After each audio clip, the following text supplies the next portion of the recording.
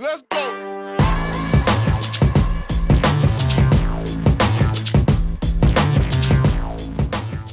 First, I want to thank everybody for joining me on this second episode of my series of anime reviews. The movie I'm about to talk about is called A Silent Voice. It was another suggestion that I've taken from a live stream. Due to the plot of the movie, I am going to try to address this movie as seriously as possible, out of respect of the film itself and the actual subject of the plot. Let's get this part out of the way. The movie came out in September of 2016 to a Japanese audience. It was directed by Naoko Yamada. By the way, if I mispronounced the names, I am so sorry. The screenplay was done by Reiko Yoshida, and there is a manga version called Koi no Katachi.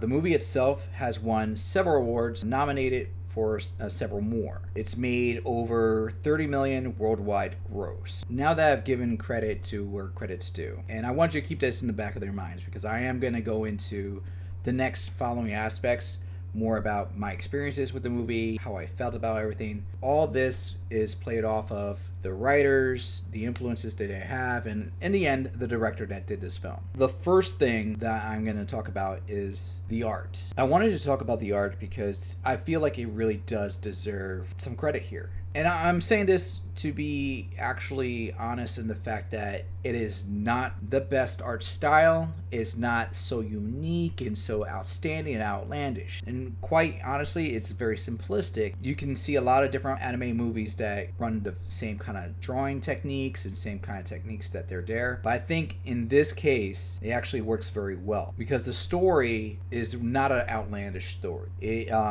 It has a very strong plot point, but it's not, let me overwhelm your eyes with this such beauty. It's a nice picture. I love the style of it, but it's not overwhelming. It's not like Redline. It's not like watching The Animatrix or Akira.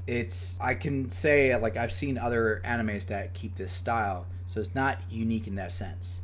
The part that I love about it for this story is that it seems very subtle. The parts that they want to emphasize, and this might be just my interpretation, but it is my interpretation, is that the lighting, there are certain aspects like when they're doing flashbacks or they're showing certain bits of emotion, the lighting actually changes, but not overly excessive. They change certain aspects of the scene where like a water will show certain light reflections or tears will show certain color hues and a flashback will be a certain lighting. Or a dream sequence will be a certain phase, maybe haze. So the subtle things that work very well with it. So it doesn't take you out of the film in the sense it lets you focus more on the actual characters and the actual plot. Now, to play off of the arts was actually the musical choice. At the very beginning of the film, I was actually taken off guard because the music choice that they play at the very beginning, it kind of was very abrasive. I like the song, don't get me wrong, I do enjoy the song, but it was very abrasive. And then all of a sudden, like, it switches over to the score of the film, which was this very smooth, subtle. You have moments where it hits those lows, hits the highs, but nothing really hits you right in the face. And this is one of those films that I watch it and I appreciate a sound score more than a soundtrack. Not every film that I watch do I need to be able to have a soundtrack where I can say, I recognize that artist or I want to listen to their music, that art. Sometimes having a sound score actually does a better job where you just hear that music tone carrying you through and it adds a little bit. It's like adding salt to food. If you put too much, you overpower it. But if you put a little bit of salt, it's actually going to enhance the flavor of it. Now, the voice act, I did watch the dub version this time. And I have to say, I thought the voice acting was excellent. It captivated me. I felt like I was watching the characters naturally. The dialogue seemed very smooth and easy. And didn't really take me off the tone, but it felt like the translation was right. Like they did a good job of getting everything conveyed in the dubbed version, where I didn't feel like there was an off-put sentence here and there. Knowing that or feeling that, I would say both the actors, the voice actors, and the translators, they should get an applaud because it's not always an easy thing to do. Even now that we're doing better and people are really staying focused on this industry, it still fails at points. But this definitely leads into the coup de grace of what I'm going to talk about. The subject, the plot of the movie, how I felt during the movie as a whole.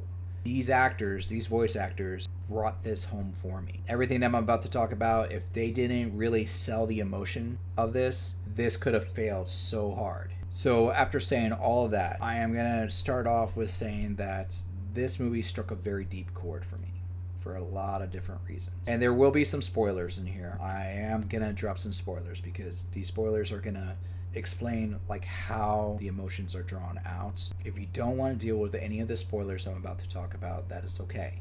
I can tell you right now, you can skip to the end. I'll give you my final closing right there, and then you can choose to watch the movie on your own. Knowing that, I'm going to proceed.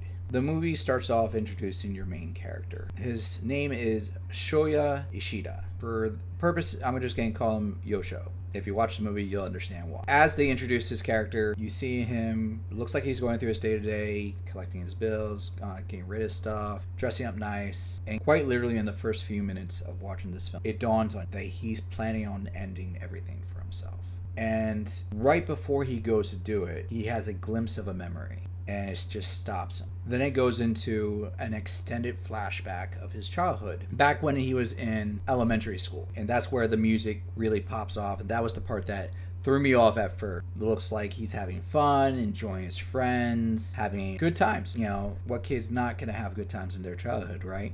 Then it goes into an arc where it shows there's a new kid that comes to school. The kid is disabled. She can't hear. So she's the first disabled kid that at least that they portray in this school being an attendee. No one knows how to read sign language. She carries around a notebook so that people can communicate with her. This is, of course, before like people could use cell phones the way that they were doing, or at least the kids didn't have the cell phones themselves. And at first you can see like there was some curiosity. Some of the kids are like, oh my god, this is so awkward, so weird. And then you can see as time goes by, then you see the nasty personalities. Because you know, as everybody will always say, kids can be the meanest. And this is true. And you know, you have a school environment. If they don't understand someone or something, that turns to ugliness. So eventually, kids start distancing themselves from the little girl. And all she is wanting is to make friends. And at one point, Shoyo starts making fun of her. Turns out that she also has a name called Shoko. So everybody just calls her Sho. That's why I want to call him Yosho.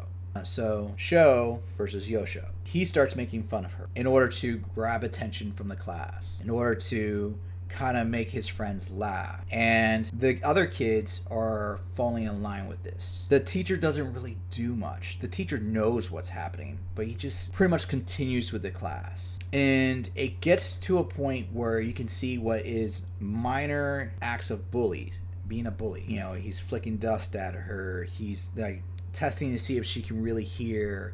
He's just doing all these little things to, now he's writing cruel things on the board, and now he's like going in and he's taking out her hearing aids, and they're playing catch with it, and they're throwing the hearing aids out, and they're just tossing them around to the point where at one point he actually injures her. Granted, it's by accident, but he does her. It gets to the point where she confronts him. After everything that's said and done, she still just wants to be his friend. She still just wants to connect with somebody at that school, despite all the abuse that she's already taking. Long story short about the childhood flashback, it comes to head to a point after she got injured. Her mother confronts the school. The school does an investigation, and everybody sells Yosho out. All of them are just saying it's all his fault. He's the only one that's picking on her. He's the only one that's making jokes. He's the only one that's like doing all the bullying. And he tries calling them out. He's like, you guys were laughing. You guys were there too. And he's like, and everybody's like, no, we tried stopping you, but no one can stop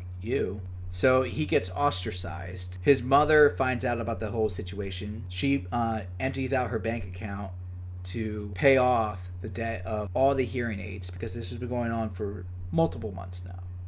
And he's still upset at her. He doesn't continue bullying her. No, on the contrary, now because he's the one that's outed, everybody else is starting to isolate themselves from him and starts bullying him. While this is all happening, Sho ends up leaving school. Her mother takes her out of school. She gets sent somewhere else.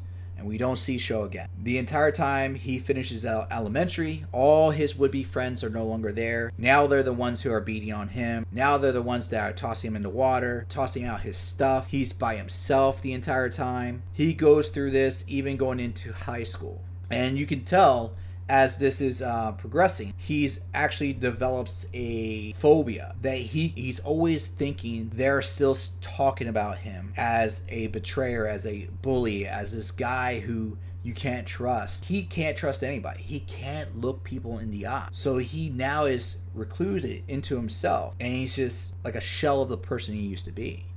He just exists. So now, understanding this all leads to that moment that we talked about at the very beginning. And the thing that stops him is kind of a sense of one last regret. Everything that he was doing at the very beginning was to kind of wrap up chapters.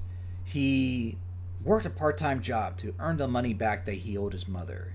He sold all the stuff that he had so that everything is clean, there's nothing left behind. He got himself cleaned up. He had it all marked out. The only thing that he'd never done left was apologize to Sho. It was at that moment that he kind of realized this. So he actually stopped trying to end things and went to seek her out. He did find her. He did actually find her. And this was actually interesting. So he actually found her with the intent to actually connect with her. He learned how to do sign language after everything had been said and done. So when he met her, he started talking to her in sign language, and then the first thing he does is he asks, "Will you be my friend?" The very same thing that she asked him, and which was completely not the plan. You could tell that he planned to say he was sorry, to apologize. But instead he goes, "Will you be my friend?" Because now he's been isolated for years. He still has his family, but anybody who's been in a tough time, it's not always the same. You could be surrounded by people and still feel isolated. You could still feel alone. God, I gotta admit, this girl, she has a heart of a saint. She doesn't openly say, like, let's be friends, but she tells him, you know what, if you want to meet up or hang out or talk, we can talk. And meet me here. I like to feed the birds. And he doesn't go at first because he felt like he needed a reason because he was too nervous. And then he eventually finds a reason. He found a coupon. And he goes and meets her. And they start connecting. As this is all happening, he meets another boy. Tomohiro Nagasuka is another kid who apparently was being bullied on, and Yosho steps in to help him out, much to his own dismay because he gets his bike stolen in the process. But this is like the first step of connecting with an actual person. We don't count Sho right now because that was him trying to amends. This is him connecting to someone else that he never met. And you could see that he's starting to let a barrier down. So he starts trying to connect with, I'm going to just call him Tomo. And Tomo sees Sho as his own friend. As they're connecting and they're hanging out, Yosho doesn't understand like what is friendship at this point. He even asks him, "Is like, what makes you a friend? What makes it that I'm a friend to you?" And Tomo, great kid, I love him. He's like, "Give me your hand," and they pretty much like slap hands, and he goes, "It's that easy. It's that easy. We can be friends." Going into the next part, Yosho's trying to connect more with Sho, but he keeps running into this new character, Yuzu. Yuzu is like this little kid trying to like stand in his way, and every time he steps up, Yuzu's like, "She's not here." He's like, "I see her." She's like, "No, she's not. You don't see her." He's like, "But I see her." He's like, No, you don't. It all comes to a head because eventually Tomo steps in, moves the kid aside, and Sho and Yosho finally meet up and they start hanging out again. After a while, you realize Yuzu is actually Sho's sister. She's just trying to protect Sho from Yosho because she knows the past. Long story short, between those two, they actually start connecting. Yosho starts hanging out with Yuzu. Sho starts hanging out with Yosho, and they start hanging out more. And it seems like a good situation. Everybody seems happy and socializing. And eventually, it gets to the point where Sho actually tries to convey her feelings. to Yosho, and Sho quite literally says, "I love you," but she doesn't sign it. She actually just says it aloud. And Yosho, being the idiot that he is, doesn't understand what she's trying to say, and doesn't even tell her, "Can you please sign it so I can understand what you're saying better?" He doesn't do any of that. And that was honestly the first moment I cried. I've cried probably 3 times during this movie, and I felt horrible for her. I felt bad for Yosho because he's oblivious, and I know a lot of guys, including myself, that have had moments that we have just been oblivious to. But also, the fact of a confession of how you feel is a hard thing to do. And just for it to be like misinterpreted like that over something you can't control, that's rough. Now, from there, it seems like they're going to try to reconnect again. Yosho's trying to bring in friends. He's like, "What can I do to make things better? How can I help you, Sho, to get better in life," or whatever. Yeah, like, you know what? He's like, "You know what? I have a cell phone. I can introduce like some of the people from back in the day in elementary. Is there anybody you want to talk to?" And he starts rekindling some of the people from back in their elementary days, which seems great at first. It really does. And then you get like those prima donna, "I'm stuck up, better than you, thou" students that were there, the ones that showed out Yosho, and they're back in the picture. And I felt rage, because at one point you're thinking, okay, time grows, people can change. And no, well, yeah, people could change, but at first, some of them don't. The big one is Naoko. Naoko, I think she had a crush on Yosho, but she used her anger against Sho to cloud her mind. Right off the bat, when you first meet her, she's trying to make fun of Sho again. As time goes by, you realize that she actually blames this poor little girl for the fact that Yosho is no longer part of the group. The group turned on him, and then everybody went their separate ways. And there was a point, the two of them confront each other. The words that she shares with her, expressing that it's all her fault, that there's no way that they could ever get along. And she's like, just for the peace of it, let's just agree that we hate each other. And again, the saint with the pink hair comes in and says, "I'm sorry, but I don't hate you. I don't hate you." Instead, she says, "I hate myself." She says, "I hate myself because it's all my fault. Because I'm the one that people don't understand, and I'm the one that influenced everything here." And that's a hard thing. That is very hard. I've seen that, and I've been in that place. It's not rational. It's absolutely not rational. But when you're in that kind of dark place, it is not uncommon to feel like you are the root cause for everybody else's troubles, or all the troubles that are around you. You are the root cause.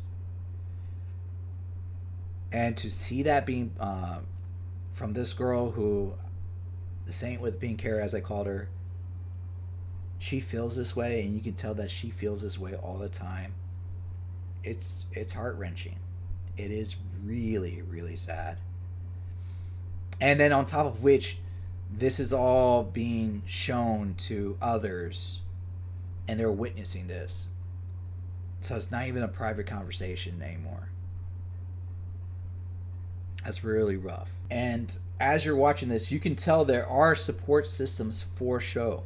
She does have supports. Her sister, huge support. Her sister, be it a younger sister, has skipped out on school. You find out that she's taking photography and hanging up all her photos as a way to kind of motivate her sister to want to live and do things. Because as the movie progresses, you find out that Sho has attempted before in the past. And the grandmother also is trying to learn these things.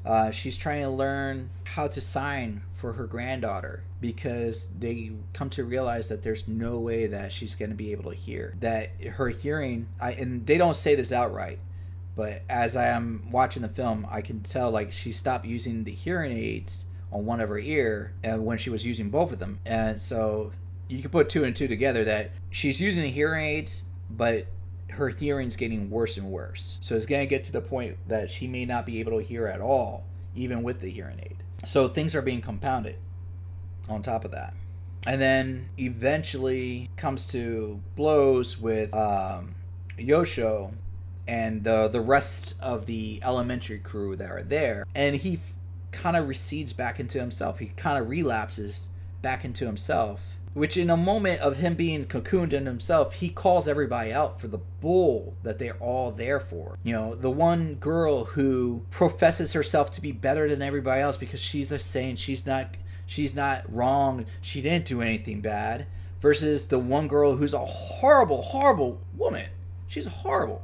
And the one who pretends to be a friend, but when it comes time to a moment of being there as a support, she runs away. Now, this is where it gets salty because Tomo shows up and he goes, I'm your best friend. I will never leave you. I will never betray you. Yosho, being who he is right now, just tells him, you barely know me.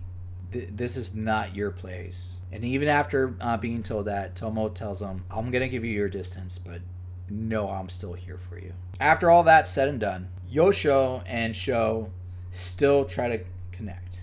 Through the summer vacation, they hang out, they do stuff, and you know what? It looks positive. It looks like they're having good times. But this is an anime movie. It's an anime drama.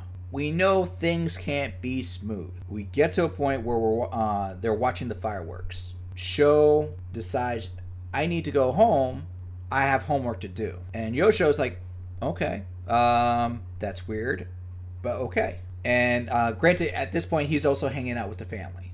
So Yuzu's asking, where's my sister? He goes, she went home. She had stuff to do. Yuzu goes, I left my camera back at the place. Can you go get my camera at home? He's like, okay. He shows up back at Sho's apartment. And as he's going to get the camera, he looks out at the balcony. And there is Sho standing on the ledge. And in a moment, as you see the curtains flashing, you know, waving for the curtains, you see Yosho running to the balcony, calling out for Sho. And obviously, she can't hear him. And in the briefest of moments, it looks like she disappears. That she has fallen over the ledge. And for briefs, I paused it because I was in shock. And I thought, oh my God, they just killed her off. Oh my God, she just did the one thing our main character was going to do. And then they, of course, cut to the scene, and he actually got there in time to grab her hand. And then it was at that moment, like, you could tell in the mindset of him that he's praying to God that just for a little bit more strength to bring her up. Just all he needs is just a little bit more strength to save her. As her hand is starting to slip away, and he makes a deal. He says, I will do whatever it takes. I will no longer look at the floor. I will look people in the eye. I will stand up. I'll be a better person. I will do whatever I need to do. Just please give me the strength I need to save her life. And she starts, seeing him in that state, she grabs onto the ledge and he starts bringing her in. But the act of pulling her in flips him over the ledge himself. And then at that moment, I was like, oh, sweet Jesus. No. How can you do this? Fortunately for me, I looked at how much runtime I had left, and I was like, oh, sweet God, we have a few more minutes left. Like, let this get better. Let this get better. Do not end this right here for me. They had more. Apparently, he survives. But then he's like in a coma or severely bedridden. Like, he's not conscious. He's just sitting there.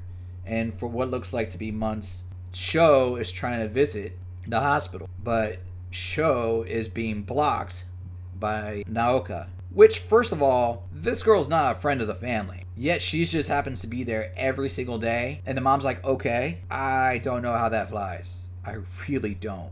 The mom knew about Sho. And the mom knew and was okay with Sho.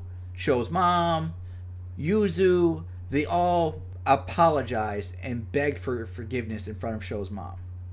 Like, on their knees begged for forgiveness. And they all blamed themselves. And Sho's mom is a fantastic woman too. She is so kind.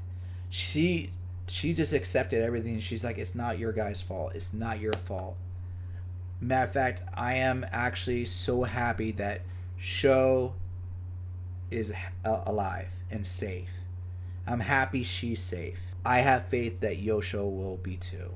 So much heart in that woman. Eventually, Yosho does wake up and they have a moment. They meet each other. She again apologizes. The same with pink hair, apologizes once more, blaming herself. And Yosho stops her and he tells her, "This is not your fault." You know, he's like, "I'm sorry." And he's like, matter of fact, he takes like a kneeling position. And he goes, "I should apologize to you for all the things that I did to you as a child. I really should apologize. And I should apologize to you for everything after I met you again. Because I should have seen and I should have recognized how you were feeling. I should be better." He's like, "And I promise you I will." He's like, "I will be better." And he goes, and he tells her, he's like, Can you make a promise with me? Can you show me how to live?" Or something along those lines. You know, he juggles throughout the movie. He juggles where he'll make statements like that unconsciously, but those are beautiful statements. He can connect to her because he was in a state similar of mind where he felt like he was the center of everybody's problems, and he was the root cause of everybody's problems, and he deserved to be punished. And looking back, Sho felt that way. Sho felt that she was the cause for her problems for her mother, that her grandmother can't communicate with her, that these kids are hating on her because they can't understand her and they can't relate to her, and this is all her fault because she can't hear. That's a harsh thing in both areas. And to ask someone that's hurting just as well as much as you, can you show me how to live? That is profound. Because it's one thing to say, can you promise me to live for yourself? But now you're asking someone to help me, and the only way they can help you is if they help themselves. That's a hard thing to sell, but it builds a need. It builds a need. It shows that he needs her, and he's giving her a purpose to show that she has value, whether he's intending it or not. It closes with him and her going to the fairgrounds. Apparently, she's been the entire time working to get everybody back together so she can rekindle the friendships that were broken, that she blames herself for. And everybody apologizes. They all start accepting each other. And the biggest thing is Yosho starts looking at people and step by step. He's like, "Can you all go with me?" And he starts looking at people in the eyes and starts acknowledging people. And when he realizes that he can look people right in the eyes, he breaks down and starts crying. It's a realization that he's no longer alone, that he is with people that care with him, and he's no longer the villain of the past and no longer the person that needs to be ostracized. And that's how the movie ends. So going into the movie itself as a whole, after I just gave you the entire film, synopsis and all, it's a fantastic film. Honestly, I've known about the film for a few years now. I've heard about it. I've never watched it. That kind of anime, like drama anime, romantic anime, I usually don't gear towards it. I usually don't watch that. I'm more like cliche. Give me my action. Give me my blood and gore. Give me comedy. The more ridiculous the comedy, the better. This has some light moments of humor, but it was definitely there as a story. I love this movie. I'm going to be completely honest. I am not going to rewatch this movie anytime soon. I don't think my heart can handle that. It felt heavy. But that says a lot. I usually don't watch an anime film and feel emotionally invested in the characters. I don't feel emotionally drawn to what's happening for them internally, what's happening for them around them. I will feel invested in this, like in most anime, with their plot is like, this is really cool, or this is like an intense situation. Yes, those really grasp me. But this, you don't have these outlandish moments. You have these moments of dialogue and these moments of emotion that really do drive home what is going on. And just to circulate all the way back to the beginning, when I was talking about the voice acting and the directing and everything, they focused, or at least it feels like they focused on the actual story more than view of the film. The artwork, the music, all those were good, but they felt secondary to what was the actual story implied. They wanted people to watch this movie and have feelings. That is powerful. I would dare say if someone was to take this plot line, I mean, granted, they would have to clean it up a little bit in certain areas, but if they took this plot line and translated it to a live action, I could see this working. They would have to clean it up in certain areas to make it work, but I could see it working. It would be a good recipe for a live action movie to be adapted. And with the right actors, it could be done. Saying all that, I am going to have to rate this movie a 4 out of 5 nerd tots. And I'm going to be honest, this was a very hard decision to rate it that much. I love this film. Honestly, the only reason I didn't give it that 5 tot is for a few things. One, even though I love the film, it could have been shortened down. It's a long film. They could have trimmed out some parts, clean it up, make it smoother, give it a little bit less time. Does not need to be 2 hours. Could be a little bit less. Secondly, like I said, the art, it works for it and it does a great job. There are some points where it could have been a little bit better, which I gotta acknowledge. But I think the art did work well. The other parts, and this is the biggest factor, when I feel like you're going to be a 5-star, is the fact that not only is it rewatchable, like you got that rewatchability, but is this a movie I can say I can comfortably introduce to somebody and say, this is anime. This is anime that's going to get you hooked. I can see this being a movie that somebody watches this as a movie for anime and being a one and done. I don't see this being an anime movie that says, I am now a fan of anime and I must watch all that is anime, good and bad. There are those movies out there, and that's what I want to find. I want to find my perfect 5-star movies that I can watch and say, my friends need to watch this movie, get them hooked, and then watch the little chaos begin. I would say absolutely, if you're going to watch an anime that you want to have feelings for, you want to, feel your heartstrings be pulled, watch this movie.